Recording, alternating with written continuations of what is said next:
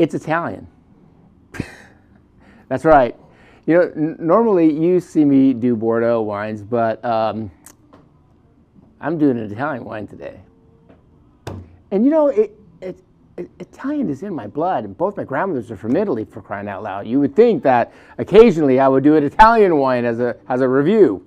This is a major, major brand that goes back, like for me, back into the early 90s, maybe in late 80s. I was old enough to drink then. But, and how could it not be when you have the wine Avignonesi? I remember I was kind of introduced to this wine in the early 90s, and it was cheaper than Brunello Montepulciano, maybe a little cheaper than Chianti. It's Sangiovese, the Vino Nobile Montepulciano by Avignonesi. Avignonesi goes back to 1974 when the Falvo family, I have that right, purchased the property and really put Montepulciano on the map. You know, you had Brunello di Montepulciano, and you have Chianti in Tuscany, and really it was in the really late 70s and 80s, you know, when Vino Nobile kind of started to pick up its steam. But it was always never regarded, I don't want to say this, it was just never quite in the same vein as the others, as the other regions within Tuscany. It's not to say that the wine isn't there, because it is, but it's kind of, you know, like Bordeaux.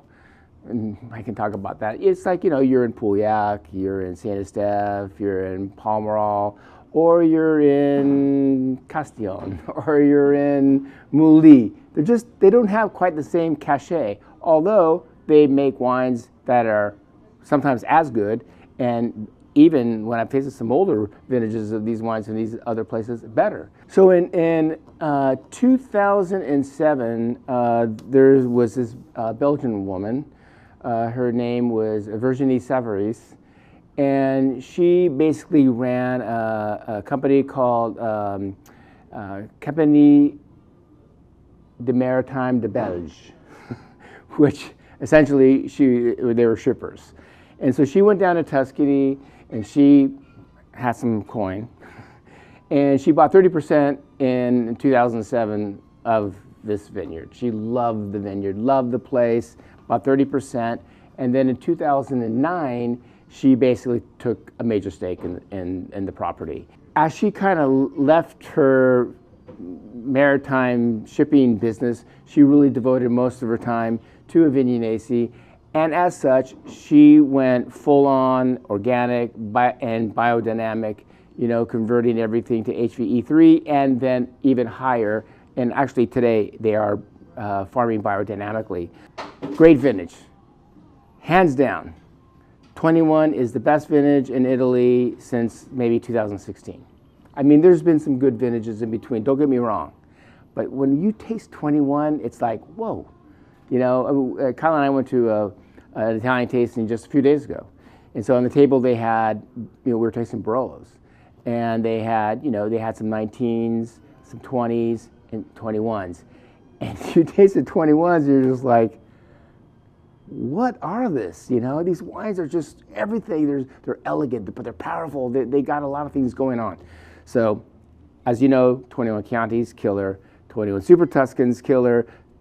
We haven't got to the Brunellos yet, but you know the Rossos are killer, the Rosso de Montepulcianos. And here we are with the Vino Nobile de Montepulciano. Sorry. This is also 95 points. You heard me right. 95 points. And we have been waiting for this wine. Ooh. Smells good.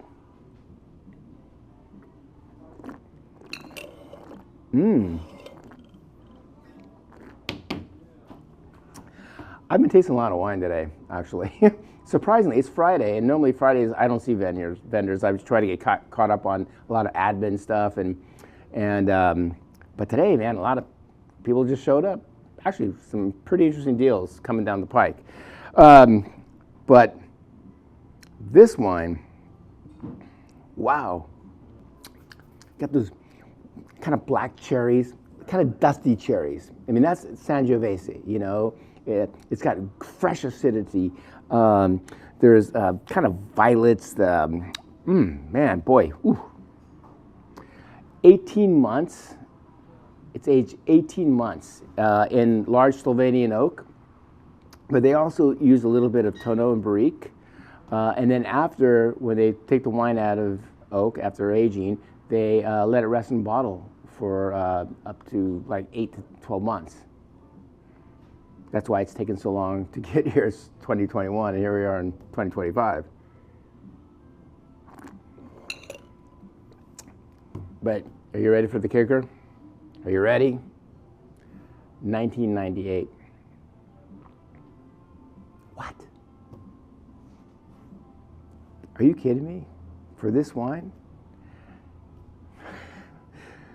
Great 2021 vintage from a top producer, farmed biodynamically, a 95-point score,